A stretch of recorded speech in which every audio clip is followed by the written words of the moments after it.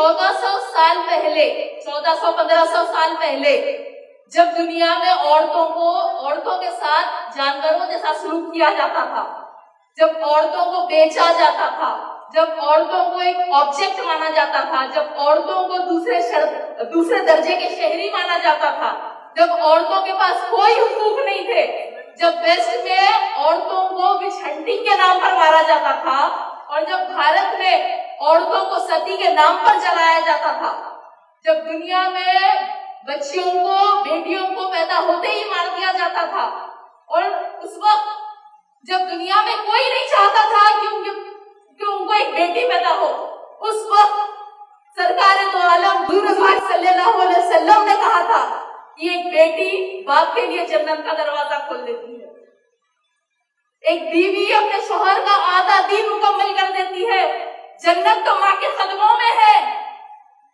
उस घर में हुजूर का सलाम जाता है जिस घर में बेटी पैदा होती है। हुजूर पाक सल्लल्लाहु अलैहि वसल्लम ने अपने आखिरी खुतबे में ये कहा था कि औरतों की इज्जत करो, औरतों के साथ अच्छा सलूक करो। दुनिया में सबसे पहले मुसलमान होने वाले एक औरत थे, इस्लाम के सबसे बेहतरीन स्कॉलर एक औरत थे, इस्लाम के लिए सबसे पहले शहीद होने वाले एक औरत थे, इस्लाम के बेहतरीन मुजाहिदीन, बेहतरीन वॉरियर्स में से भी एक औरत थे। हुजूर की पहली अहलिया बीबी खदीजा एक बिजनेस वुमन थे, हुजूर की दूसरी अहलिया बीबी आयशा एक बेहतरीन स्कॉलर टीचर थे, वो हदीस नशरी करते थे। करबला के बाद हुजूर की नवासी बीबी ज़ैनब ने क़ियादत का किरदार संभाला और यजीद के खिलाफ वकालत की। कुरान ये कहता है कि men and women are equal, but they are not same, बराबर है लेकिन अलग अलग है। दुनिया में सबसे पहले औरतों को प्रॉपर्टी और इनहेरिटेंस के राइट्स इस्लाम ने दिए। इस्लाम में औरत को यह हक दिया है कि वो अगर वो चाहे तो पैसा कमा सकती है, लेकिन उसके लिए उसको कोई पूछ नहीं है, उनपे कोई जिम्मेदारी नहीं है। अनलाइक मेन, उनकी जिम्मेदारी है घर वालों पर खर्च करना, लेकिन एक औरत की जिम्मेदारी नहीं है कि वो अपना कमाए हुआ पैसा किसी पे खर्च करे।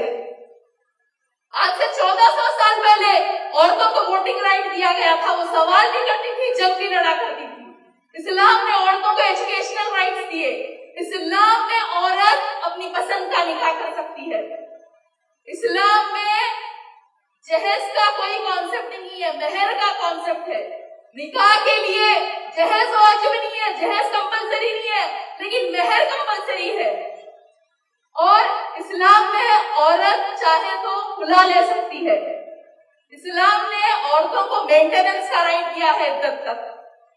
अगर औरत चाहे तो वो अपने निकाहनामा में ये लिखा सकती है कि उसका शौहर जब तक उसके निकाह में है वो दूसरी शादी नहीं कर सकता।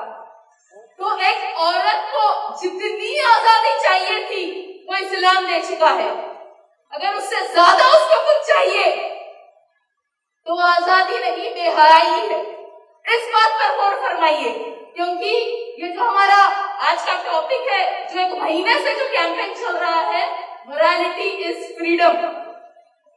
बेहयाई आजादी नहीं है, बेपर्दगी आजादी नहीं है, बेशर्मी आजादी नहीं है, अखलाकियत आजादी है। आजकल जो लोग फेमिनिज्म के नाम पर बेहया, बेपर्दा, बेशर्म होते जा रहे हैं, माई बॉडी माई चॉइस के नाम पे जो चाहे पहन रहे हैं, कुछ भी नहीं पहन रहे, वो आजादी नहीं, वो जाहिलत है। आधी रात को अकेले घूमना, क्लब्स को जाना, अपनी मर्जी जो चाहे करना, वो आजादी नहीं है, वो बेहयाई है, बेपर्दगी है। और इस्लाम में हिजाब का हुक्म इसलिए है क्योंकि इस्लाम में औरत को एक शय नहीं समझा जाता, एक ऑब्जेक्ट नहीं समझा जाता, कोई चीज नहीं समझा जाता, औरतों को ऑब्जेक्टिफाई नहीं किया जाता। इस्लाम में औरतों को कीमती माना जाता है, उनका तहफ़्फ़ुज़ किया जाता है।